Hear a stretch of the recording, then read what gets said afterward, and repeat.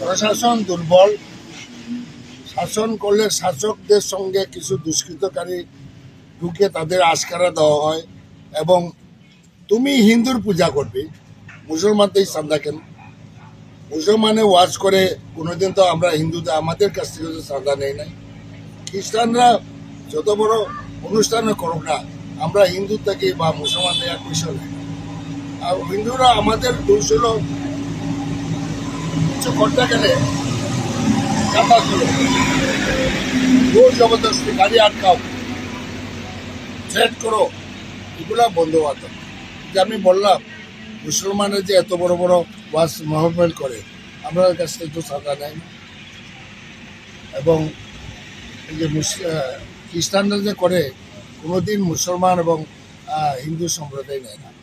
এই যে হিন্দুদের মধ্যে এই যে কিছু এরকম করছে, এবং যারা চাঁদা নিচ্ছে তারা কিন্তু এক পয়সাও দেয় না, মানুষের চাঁদা দিয়েই তারা এইসব করছে। সুতরাং এটা বন্ধ হওয়া দরকার।